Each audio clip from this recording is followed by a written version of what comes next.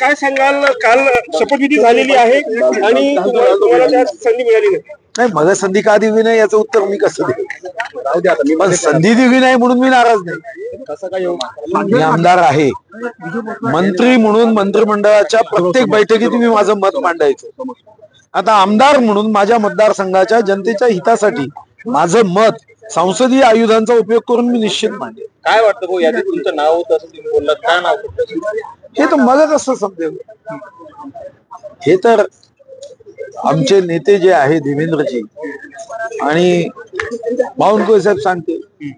हा, मी जेव्हा देवेंद्रजीच्या नावाचा प्रस्तावक म्हणून, मुख्यमंत्री म्हणून मी आणि चंद्रकांत दादा पाटलांनी आम्ही त्यांचं नाव सुचवलं, तेव्हा त्या भाषणात ते एक चांगलं वाक्य बघलं. ते म्हणा, श्रद्धा आणि सबुरी. बस हेच वाक्य महत्वाचं आहे. आपण वरिष्ठ नेते भाऊ, अनेक जबाबदाऱ्या तुम्ही पक्षाच्या या ठिकाणी सांभाळलेल्या, तरी सुद्धा तुमचं नाव वगळलं, काय कारण असू शकतं? कारण मी नाही सांगू शकत, म्हणून तर मी तुमच्याकडे येत नव्हतो.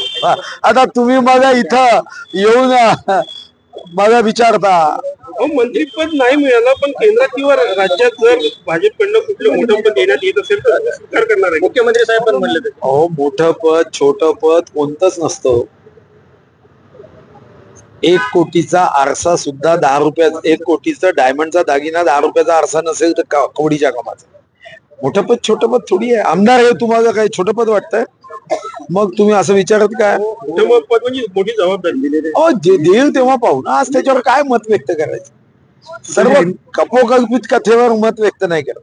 नितीनजीची भेट घेतली तुम्ही, नितीनजी सोबत काय? नितीनजी माझ्यासारखी मोठ्या भावासारखी, नेहमीच मी त्यांची भेट घेतो. जेव्हा किंवा असं वाटत असं मार्गदर्शन घेतो, ते मार्गदर्शन करतात.